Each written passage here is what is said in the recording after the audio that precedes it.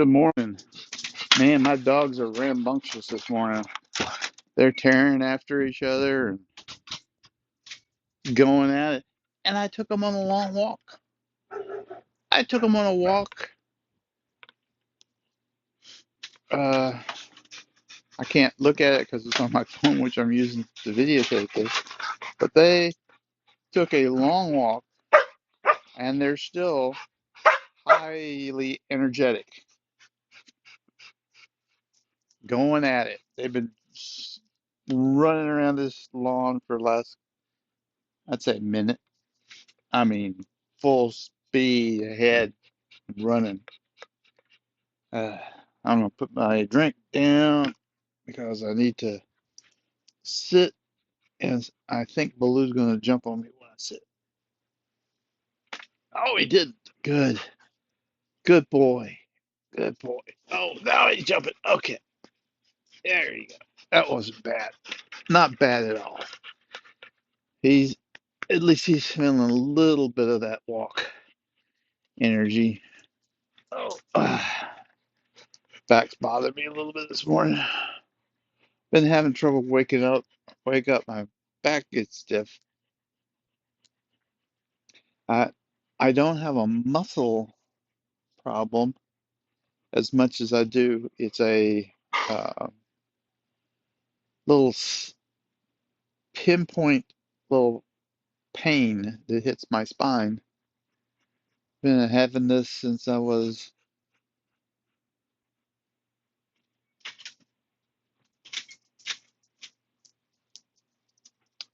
first noticed it before my kids were born. So it's been around for quite some time.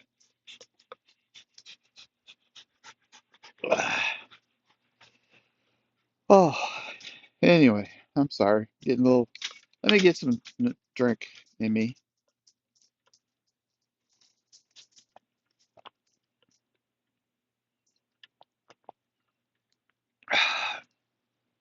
See, I'm gonna get myself rocking and rolling a little bit here.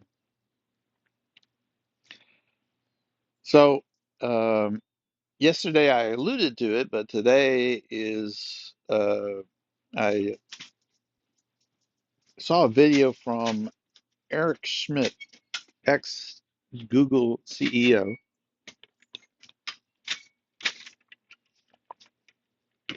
It's a funny name for him because he's actually actively involved in lots of stuff, but because Google's such a household name, it immediately lets you know, oh, he was in charge of a high-tech company. And therefore, you don't become in charge of a high-tech company, especially one that did well, without some ability to plan for the long term. So I watched this video, and it's very good. Um, Hard to find. Wes Roth was able to get a copy of it, and I watched it on his channel. I'll put a link to his uh, area. I put a link to his area, not just the video. He's very good at AI stuff. I do my personal takes and stuff like that. Wes actually really does some good digging, and it's not uncommon. He was like, he took one X posters comments and was like pulling up patterns and doing all kinds of digs around and analyzing uh, the nuances of the information he was passing along. He does a great job. Anyways, so in his talk with the Stanford uh, engineers and programmers, he was discussing how he thinks AI will impact things. And I want to do a couple of his small things first, and then end with his uh, really the big shaping of the world. And what he didn't do is he didn't go into details like, oh, you're going to have a program that does X, Y, Z. He doesn't do that. He does broad brush, which that's what you want from a guy that's trying to give you a long-term plan.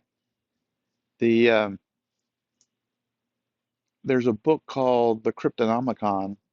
It's a fantasy book, and it, it but it's related to real world events.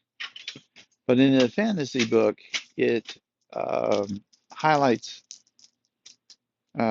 cryptography and how it was used through the years in all kinds of government and business and uh, battle, war, all kinds of stuff, and a decent amount of effort on the war aspects of it.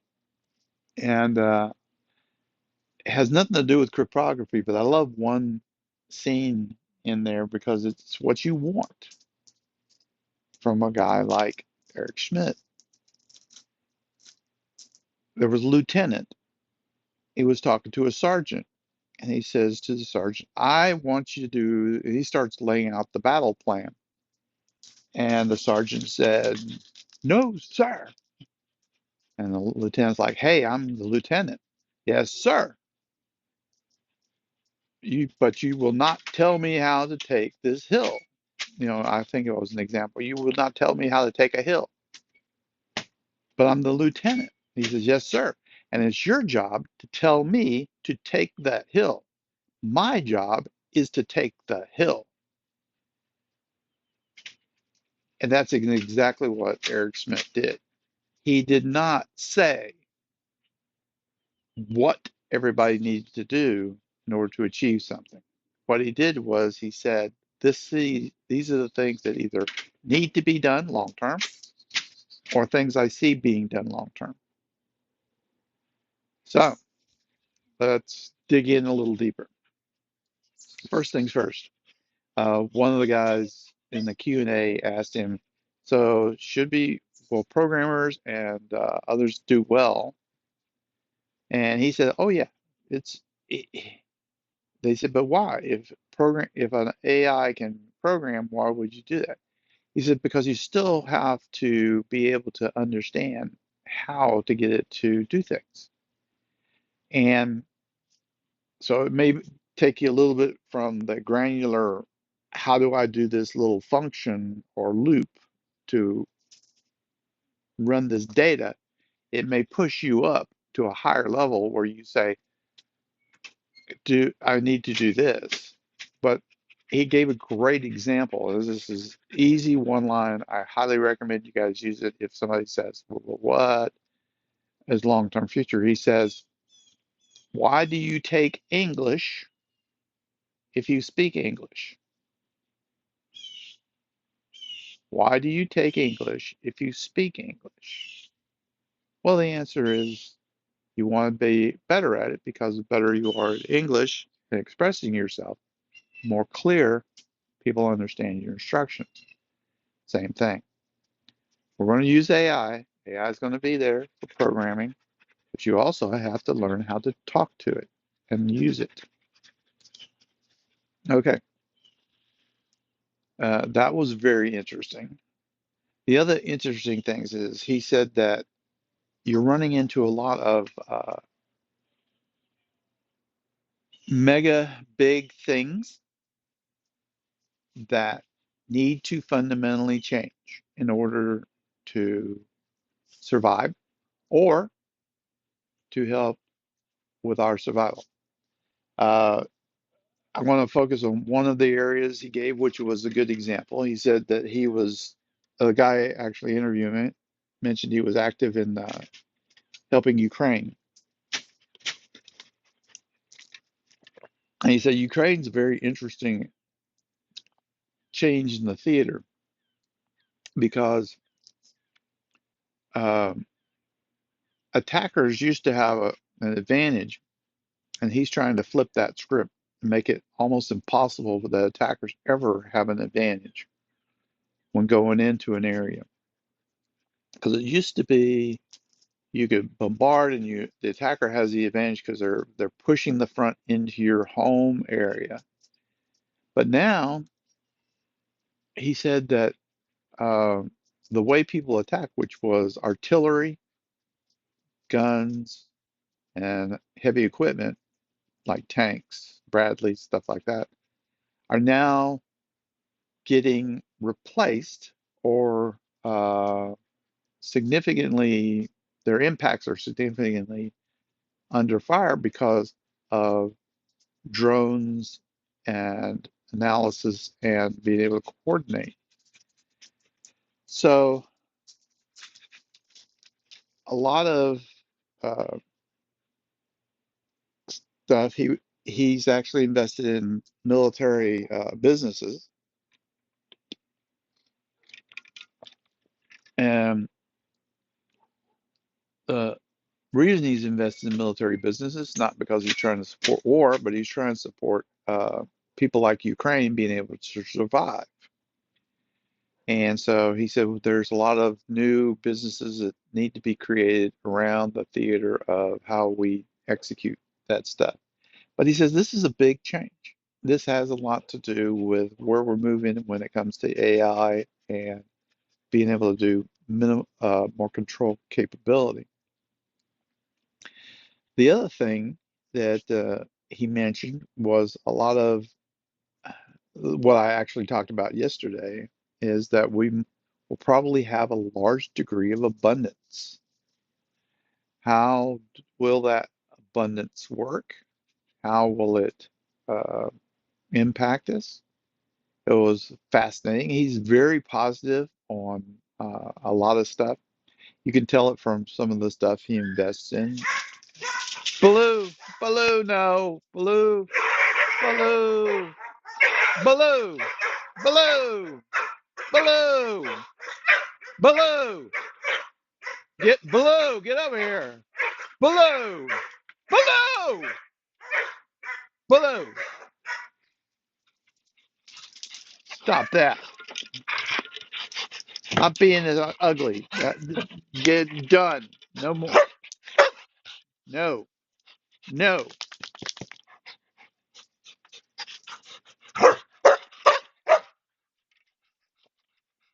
You are loud. Oh my God, you're loud when you get after that neighbor dogs. You make a horrendous ruckus. You really do. Shame on you.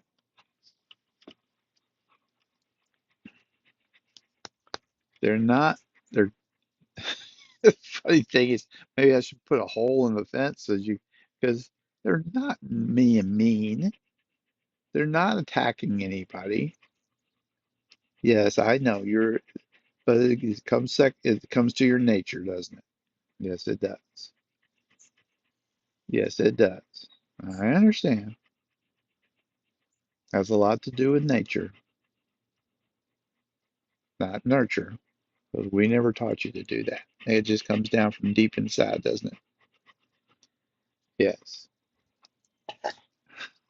It was that was quite a burp there. Okay.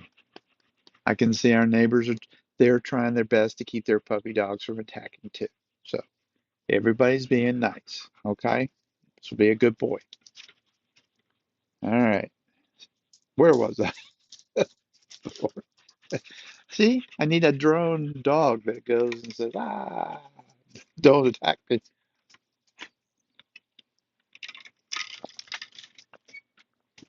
So, uh, I want to talk about the second part, and that's going to lead me into the third part. So, he said one of the key things that we need to achieve in order to get a lot of these things done is a larger context window. And he said that's one of the key things that's happening that's going to be big in the future. Now, context window. When it comes, Baloo is actually a really good example. Blue has programming inside of it. It's the old nature versus nurture. And there's really good books that analyze how uh, our fundamental nature programming and our things that we do, which is part of our birth programming, the uh, nurture part. Well, evidently, these LLMs and other programs are similar. Oh, wait, should I do the other one first?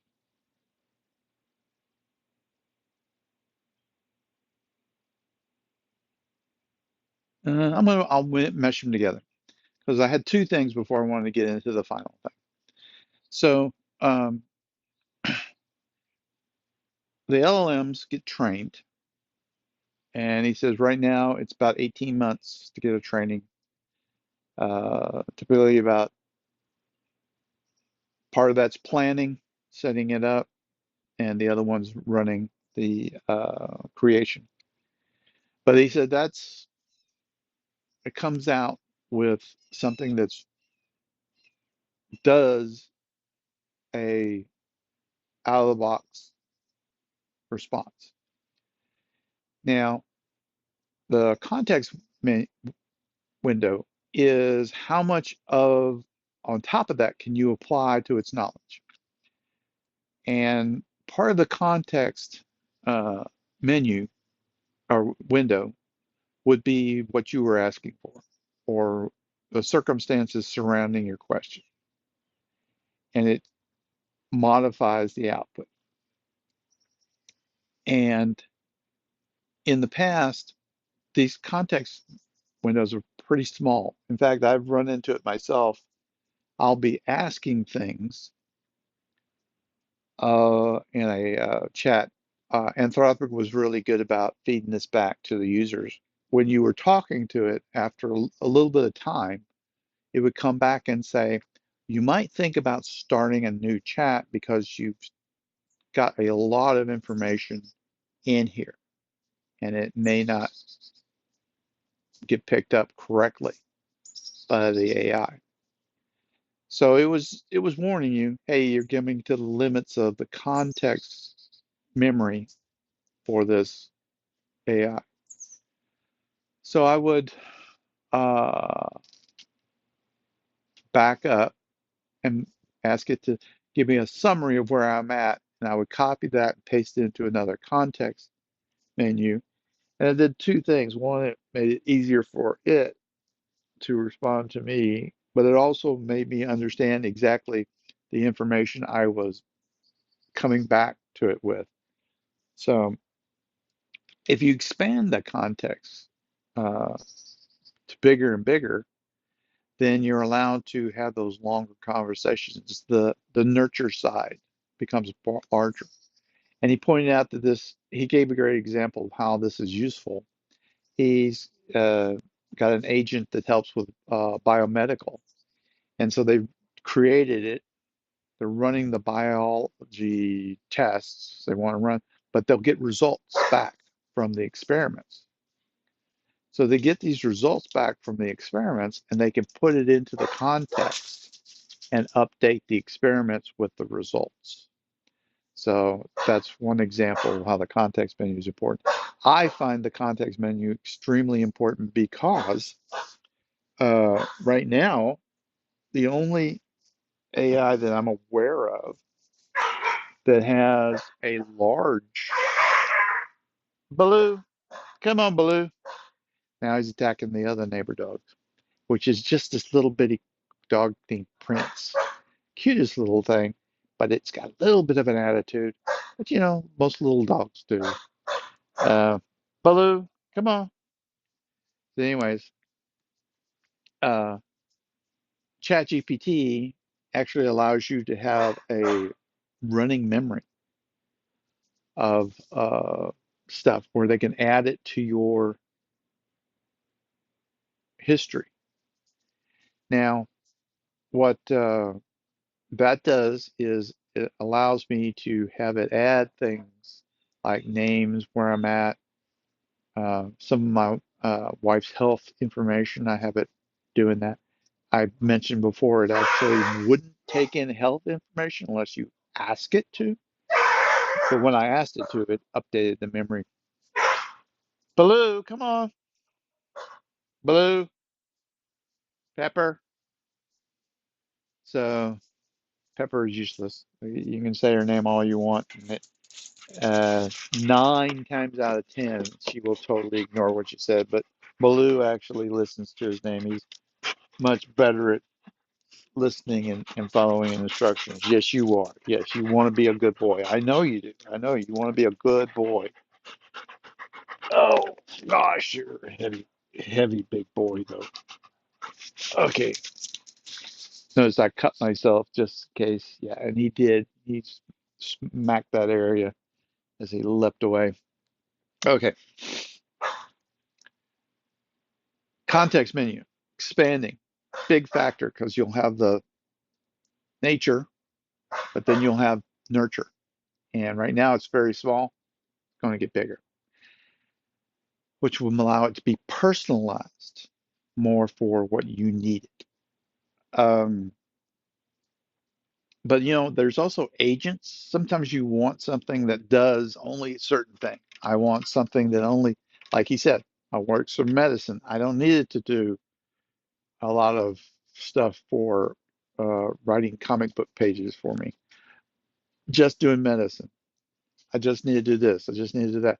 And these agents, he said, uh, are not as good as something that understands the whole thing, but it requires a much less processing and it's much cheaper. And he said, so that's one of the areas where there's a lot of discussions.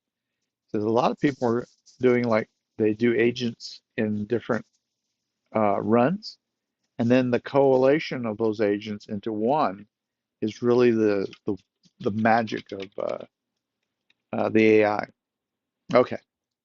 All that being said, and before Baloo attacks, we actually don't have any dogs on the other two neighbors, so maybe we'll be okay. Um, the last thing is the world, and he said that if you look at what it takes to run all this stuff, he says it takes money. He says there's never been anything in technology so money intensive as AI, because you have big data centers,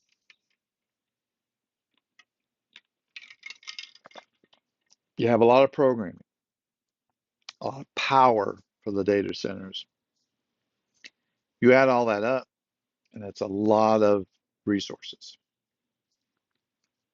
And he's questioning who has the resources to do a lot of this stuff. So he said, right now, there's two primary candidates for the people with the ability to do this, the US and China. Now, if you look at energy, the big advantage the US has is it has uh,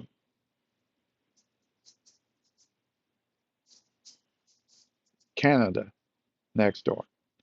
Not only is Canada cold, which allows you to put data centers up there that are heat intensive, and you can use the atmosphere of the area to reduce your cooling costs, but it also has a lot of energy.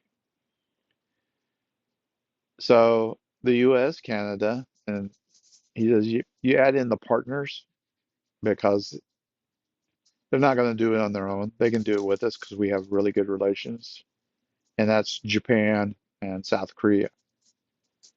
Uh, they have you add those into the mix.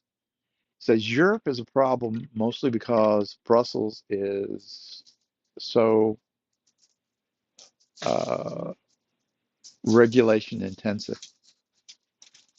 And due to their regulation intensity, They have created a roadblock, I'll call it, or malaise, a morass of sluggishness because of their intensity. And he said he's only aware of France being a little bit ahead at realizing that this is a problem. And they push back on Brussels quite a bit, but yeah, it's Europe has a big problem. They have the ability to do stuff, but they have created such a